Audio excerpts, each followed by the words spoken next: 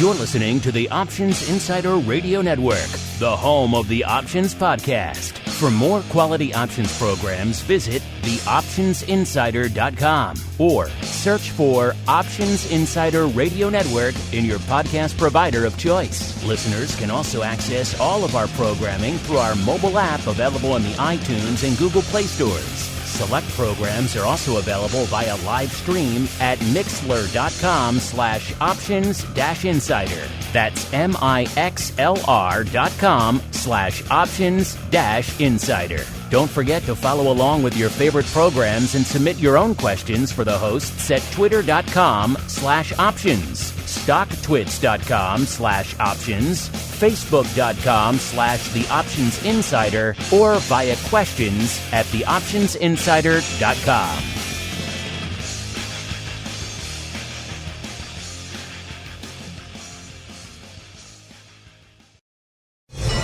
You wanted it, you got it. A radio program that helps teach you options trading inside and out, basic to complex. This is Options Bootcamp. Whether you want to learn how to protect your portfolio, generate income, or even become a master of volatility, the Options Bootcamp drill instructors will break it all down for you. Options Bootcamp is brought to you by NASDAQ. From its inception, NASDAQ has been an innovator and agent of change in the financial markets. It's in our DNA. From the development of electronic trading to our drive to bring enhanced functionality and world-leading technology to our suite of 6 options exchanges, we exemplify customer focus, consistent technology, and streamlined solutions. NASDAQ, tech forward, leading the U.S. options market and continually rewriting tomorrow. Now, let's get you into peak options trading shape. Here are your Options Bootcamp drill instructors, Mark Longo, Dan Passarelli, and Jill Malandrino. All right, everybody. I'm very happy to hear that music once again because that means it's back. Options Bootcamp is back. My name is Mark Longo from theoptionsinsider.com. As well as, of course, from the ever-exciting The Options Insider Radio Network. You guys have been hitting us up forever. When are we going to get Bootcamp back on a regular rotation? We were able to squeeze some kind of quick ones in for you at the end of the year, beginning of the year, as well as a quick little coronavirus pandemic-inspired episode that Dan and I did a little while ago. You guys want it back in your lives on a regular basis. I can't blame you, but I'm pleased to say we are back, at least for the foreseeable future here on the old program. Probably heard some familiar names over there as well. Got our old friends from NASDAQ joining us back on the program. Miss Jill not joining us this episode, but we'll see if we can round her up there to join us on the show. But you know who is joining me today? Of course, our old friend, the black-hatted one himself, Mr. Dan Passarelli from Market Taker Mentoring, as well as the author of many seminal options tomes out there. Mr. P, welcome back to Options Bootcamp, sir. It has been too long. Hey, my white-hatted counterpart. How are you, man? Good to hear from you. Has it been as crazy for you guys over there as it has been for us since the last time we chatted, sir? Yeah, it's been really great. Our students are really, really engaged in the markets, and a lot of them seem to be doing pretty well, and no complaints, all good over here. That's good to hear. Yeah, these are certainly crazy times, certainly difficult times if you don't know what you're doing out there. So glad to hear you're helping the folks through these crazy, turbulent markets. And I mentioned no Jill this episode. Doesn't mean we don't have a NASDAQ hot seat, listeners. And filling it today, we have a newcomer to the program. He is Tony ZHANG, the chief strategist over there at OptionsPlay. Tony, welcome to the Options Bootcamp program. Thank you so much for having me, Mark. Great to be here with Dan. Haven't spoken to you guys in a while, but glad to be here, especially in this market volatility. A lot of clients asking for questions as to how to go about trading this, so glad to be here. Well, Tony, as a first-timer, why don't you go ahead and give our audience a little bit of an overview of your background in the options and derivative space, as well as what the heck it is you guys do at OptionsPlay. Yeah, sure. So my name is Tony ZHANG. I'm the chief strategist here at OptionsPlay.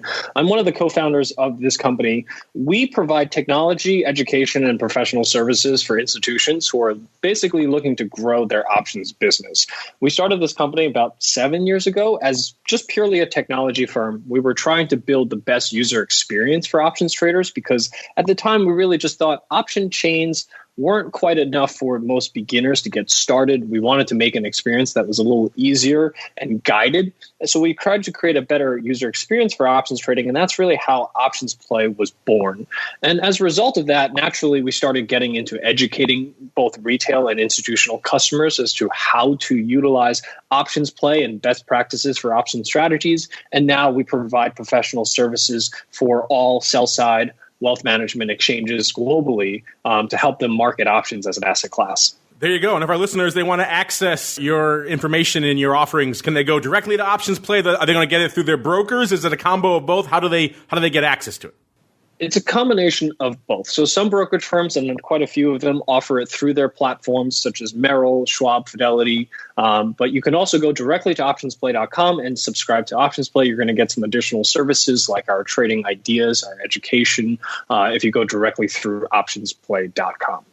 There you go. So cut out the middleman. Optionsplay.com is the place to go. Meanwhile, it's time for us to go right on into our first segment. It is time for some options drills. In boots. Time for our favorite pastime, option drills. We're going to take the strategies learned during the show and teach you how they can be employed to achieve a specific objective. Do you hear me?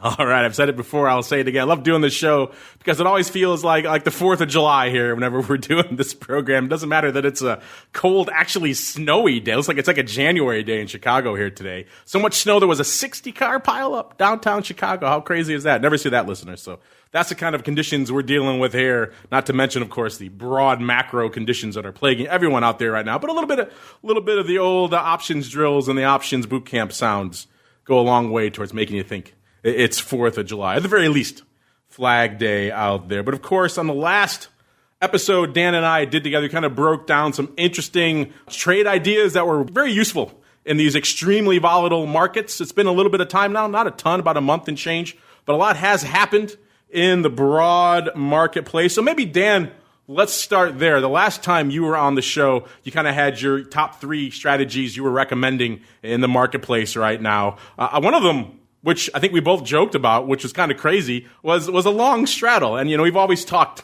very dismissively about that strategy in the past because it's an extremely difficult strategy to pull off effectively. Even pros have a hard time making long straddles pay off. But that's how volatile the markets were. The last time we chatted, you could actually go out and buy a straddle and pick your underlying, and there's a good chance it was going to pay off for you. Just on a pure directional basis, forgetting everything else out there. So I'm curious, Dan, are those conditions still around? Have you updated? Have you amended your list of your recommended trading strategies out there right now? And also, in general, kind of catch us up. What's been coming across your plate? What are your clients and mentees? What are they asking about right now in these environments, sir? A lot to unpack there.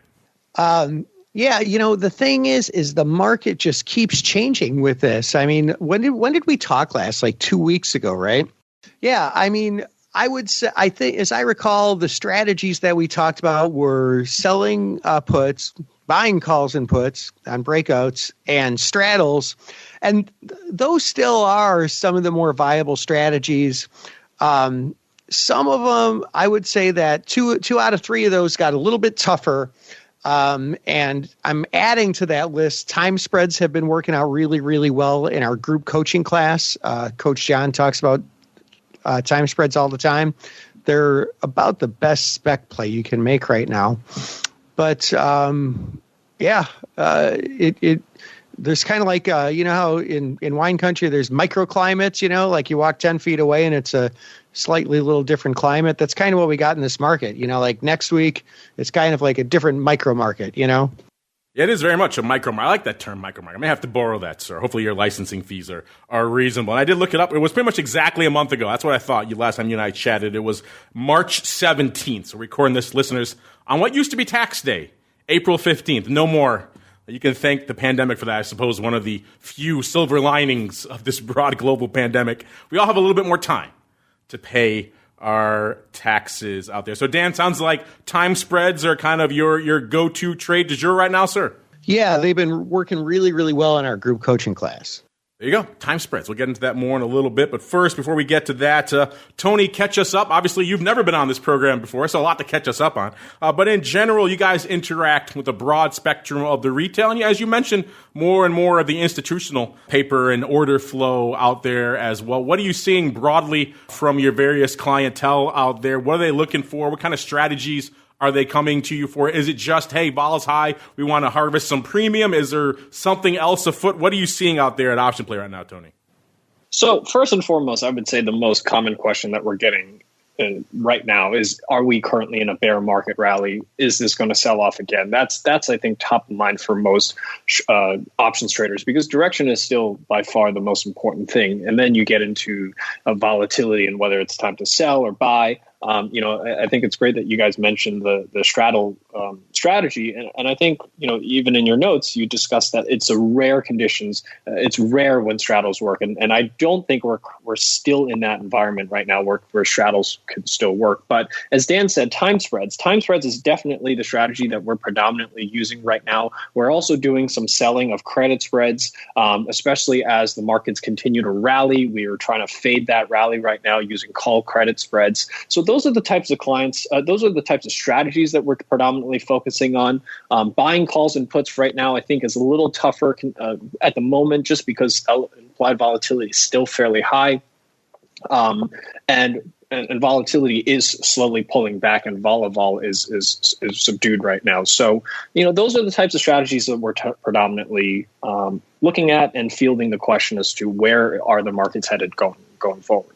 So your traditional time spread use case is going to be, let's say, hypothetically, you come out to XYZ stock or underlying. Typically, you go out a month, maybe two. Let's just say, for the sake of an argument, you go out and buy a 2-month at-the-money call, and you turn around and sell the 1-month at-the-money call against it. Gives you a little bit of bang for your buck. You hope for a little quiet time in the near term, then hope for a little bit of maybe blowing the doors off in the longer term. Is that your typical structure you guys are recommending as well? Tony, do you guys have a particular maybe options play flavor of the time spread you guys like to recommend? Maybe, 3 months versus 1 month, or a little bit out of the money. How do you guys normally recommend time spreads? So if we look at the markets over the last few weeks, we've generally been going out about 2 to 3 months to buy, because the implied volatilities on those are significantly lower. And then we're selling really short dated options, usually weekly options, no more than 1 to 2 weeks out.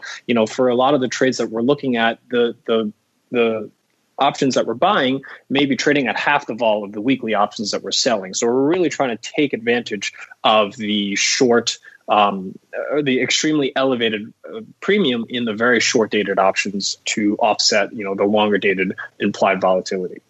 And Dan, is that a structure you like to utilize as well, going out, let's say, 2 to 3 months and then turning around and selling the weeklies? Or is there perhaps a different, a market taker flavor of time spread, if you will, sir? No, we're on a very, very similar page. To me, the important thing is, first of all, I love selling the weeklies. I only like to sell time spreads when it's statistically advantageous, when I can sell a higher implied volatility than the one that I'm buying. And then, what I do is, who the heck knows where this market's going to be in 2 or 3 months? So I prefer to keep the long dated option as short term as possible, like, little kind of hit and run sort of scenarios.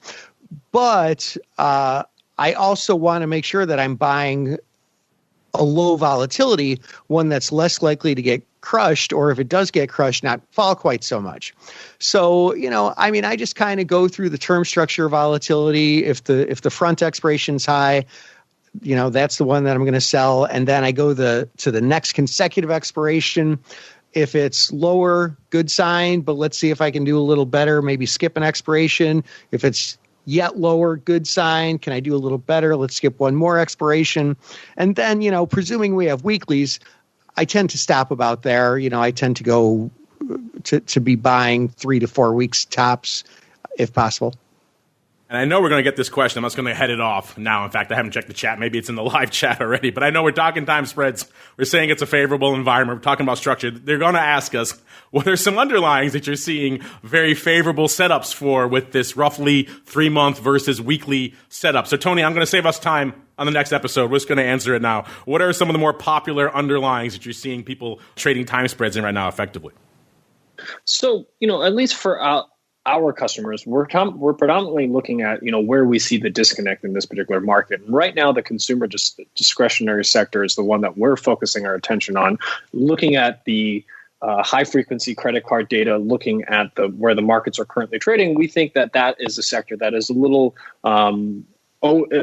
I think mispriced right now, and we think there's some opportunities to short some of the weaker names in that particular space. So first of all, as far as a sector, we're focusing more so on the consumer discretionary. Energy is also an interesting sector at the moment to still continue to look at. There are some strong names that I think are starting to head lower, like Chevron, like Exxon. But in the consumer discretionary names, we're short names like General Motors, we're short Nike, we're short quite a few different names. But again, what right now, we're not necessarily outright short. We're short through selling call credit spreads, which, we can discuss here in a few moments as to why we find that to be the most optimal structure at the moment. Interesting. I mentioned listener questions. We get to a few of those in a minute here, listeners. But you mentioned energy as well there, Tony. And Dan, I know the last time you and I were chatting together about a month ago, I know you were pretty interested in harvesting some downside premium in USO. USO has been moving and shaking. Broad WTI and crude have been moving and shaking quite a lot. We've seen big announcements and then big rallies and then immediate sell-offs out there in the broad energy space as OPEC is trying to figure out what the heck it's up to. And our domestic producers are as well. I'm curious, Dan, is energy still a sector you're interested in? Is that an area where you're still harvesting the old risk premium? Dude, that's some crazy stuff, man. Yeah, I am. I'm invested long-term in some USO that I acquired from selling puts happily, but also doing some trading of it on the side. It's been, man, that's been the best spectator sport in the entire market for the past couple of months, notwithstanding the coronavirus crisis. So yeah, I've been doing a lot of that. I like that. The best spectator sport in the market right now is trading options on USO. Producer, tweet that out. I like that. That's a good one. Good one to share with the masses out there. Speaking of the masses, we're doing something a little bit different, listeners. So I want to make sure we're doing a little bit shorter episodes so we can get them out to you on a regular weekly basis as opposed to the kind of bi-monthly ratio 1 hour episodes we were doing. So I want to make sure we sneak some of you guys in. But really quickly, Tony, before we move off the options drills, because you have a lot of questions to get to as well. Something you just touched on earlier, I think it's worth repeating on a program like this. You mentioned when you're going short and underlying directionally, you don't like just going out and naked hammering away at the calls. A lot of risks inherent in that. You prefer call credit spreads. Why don't you walk our listeners through why you go that route rather than just the straight up call by itself? So the call credit spread, so there's two dynamics that we're looking at. One, we're looking at where implied volatility is, and it's clearly elevated, which generally speaking is a better environment to be selling premium in, right? So that whether we're selling call credit spreads that have a neutral or bearish view, or put credit spreads if you have a neutral / bullish view. But given the current market environment, the other thing that we're also taking a look at is skew.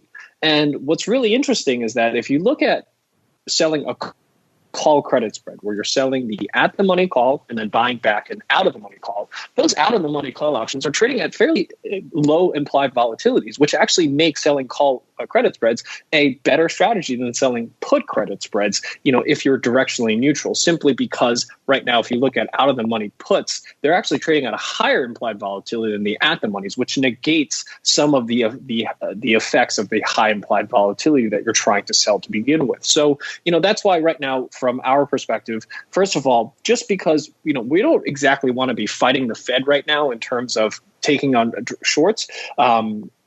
It's hard to continue to press shorts by buying puts right now, so we prefer selling call credit spreads, but also just because of the skew, it actually works in our favor at the current moment. And your questions usually work in our favor. Let's see if we can squeeze a few of you on as well with a little bit of your mail call. Mail call. Time to look at questions submitted by our listeners.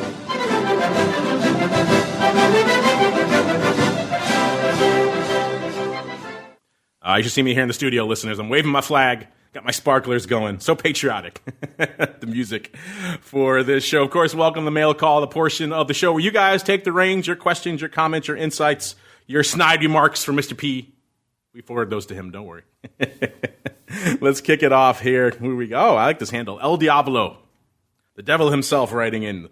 He wants to know, have you seen a lot of options brokers going down in this market? I know Robinhood got most of the press. Any other majors? Well, a lot to unpack with this. You said going down, I'm assuming you mean outages, not out of business completely, because we haven't really seen the latter of that. But you're right, there have been some outages, and you're right, Robinhood kind of took the lion's share of the umbrage there. I'm not sure if I would classify them as a major options broker. I'm sure some other brokers may take umbrage with that classification there, but they certainly got the lion's share of the press about going out. We have seen some other scattered outages, but nothing along the lines that we've seen, at least that I've seen over there in Robinhood, where it was multiple days they experienced similar issues. Tony, you guys are hooked into a lot of the major options brokers out there. I'm curious, have you heard a lot of complaints about downtime out there? Or have you been surprised at how up and available the platforms have been in all these crazy, tumultuous markets? I would say I'm actually surprised, but also, I think this is just due to years and years of investing in technology infrastructure that's allowed most of the major brokers to stay up the entire time. There was a bit of slowdown on some of the really volatile days in terms of getting quotes and putting orders in, but nothing in terms of like the outages that we saw at Robinhood. Yeah, thankfully, we haven't seen. And these are, as I mentioned on other shows and on this one a little while ago as well, our last episode, these are somewhat unprecedented waters, listeners. We're completely and totally electronic in the options market for the first time, and indeed in the equity market. So no one really thought we would be under these circumstances where we would all go electronic. So somewhat unprecedented and a high level of volatility and everything else. Huge stresses on the marketplace, and yet still, for the most part, managing a lot of uptime, which I think is fairly impressive. All right, we got a strategic question here coming in from iBot. iBot wants to know, is this a good time for stock substitution strategies? We talked about these many times on the show in the past. A lot of our friends on the network as well, like Brian over there on Options Playbook Radio and others, big fans of the stock substitution strategy. This usually involves listeners buying an in-the-money call option somewhere, depends on how you set it up, usually at least 3 to 6 months, sometimes even longer, out to a year or more, depending on your flavor of stock substitution that you like. But that's usually what is meant by stock substitution, buying a higher delta in-the-money option, typically 70, north of 70 delta, 70 to 85 or so, maybe in that range, and doing that for a lesser outlay in order to get most of your exposure to the underlying at a much lower cost. Of course, that comes with some challenges. Mr. P, I'm curious for you. Have you been talking to your mentors and your mentees, I should say, out there right now? Is this something you've been talking about a lot? Because there's obviously issues with that as well. Obviously, spreads are going to be wide out there, and also the Vega out there is going to be a little bit rich. So is this a time when you've been recommending stock substitution to people, sir? I have not. I just feel like, even if you go back to, we're talking probably about buying some really long-term stuff, right? Like leaps, right? Even if you go back pretty far, I'm looking at the volatility in the January 2022 Apple. It's a 32 vol. I look at the chart and see what just the normal vol it used to be. And, it was like 10, so you're just buying some gigantic Vega options at an extremely high volatility that, God willing, is not going to be there in 2 years. So, no, I don't like it at all. Yeah, I don't like it at all. Just buy the stock and manage your risk and don't pay all that absurd premium. I like you, Dan. You always mince your words. Tell us how you really feel, sir, about stock substitution right now. Yeah, but your point, too, about the spreads being wide, too, that's a gigantic, holy crap. You go back, just looking at Apple's about as liquid as it gets, right? We're talking $1.60 wide and such on those leaps options.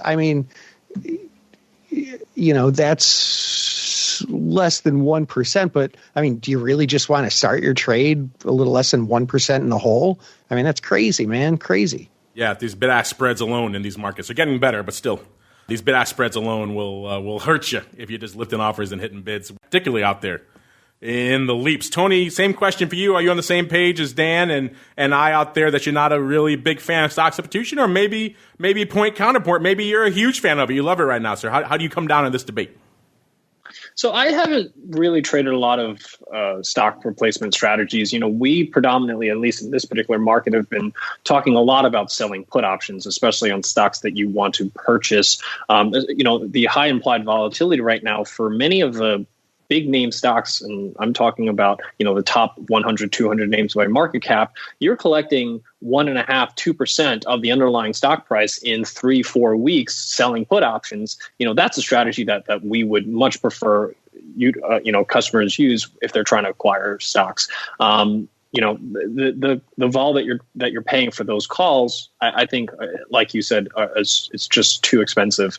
As far as a comment on liquidity, we actually track liquidity of all the optionable symbols, and during normal conditions, we see about 400 names or so that we would consider liquid, with about 150 that we would consider very, very liquid. Right now, that list is only about 180 names, so less than half of what we would consider liquid names for trading. And the very liquid names is about 60 to 70 right now. So liquidity is really just not quite there, even though we've stabilized a little. So, right now we're predominantly selling puts.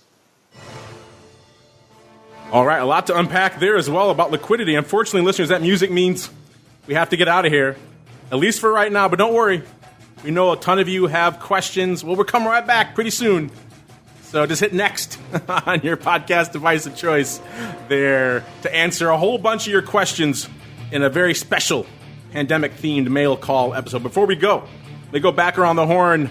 Tony, as our first timer, we'll start with you. We kind of touched on it at the top of the show, but if folks want to kick the tires and light the fires over there in options play land, sir, where should they go? What should they do?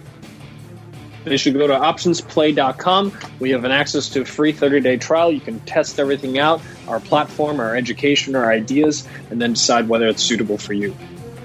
There you go, optionsplay.com, or maybe your broker of choice. You may already be using them and not even know it. So check out the tools you're using over there on your platform. If you like them, maybe you have Tony to thank over there. And Mr. Black-Hatted One, if I want to call you up or email you to talk about stock substitution or selling puts in USO or all the other fun stuff you're up to over there. I know you're a huge fan of stock substitution. Where should I go? What should I do, sir? Oh, there's a couple things. I mean, I've actually been producing a few YouTube videos to kind of help people through this market. Our channel is just, youtube.com/market taker mentoring, all one word, no dashes or anything like that.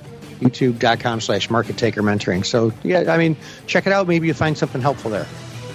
Check them out on the old YouTubes. Yeah, I mentioned it before. We're getting a lot more traction on YouTube almost by accident. I even forgot we had a YouTube channel. It's just one of those. Our distributor also puts it out via YouTube. And so all of a sudden we're getting all this feedback. We love your YouTube. Oh, that's true. We do have a YouTube. It's not even video, but people love it there nonetheless. So if you like to consume it, you want to consume Dan's while you're over there as well. Or, of course, check out the whole kit and caboodle, the mothership, Market Taker, 2 T's. Don't forget the 2 T's. MarketTakerMentoring.com, or actually just MarketTaker.com, is the place to go, listeners. And on behalf of Dan and Tony and indeed myself, I want to thank all of you out there for downloading, listening, subscribing, for listening live, and, of course, sending in such great questions. Don't worry, we'll get to more of you on the next episode, and we'll be back really soon with more Options Bootcamp.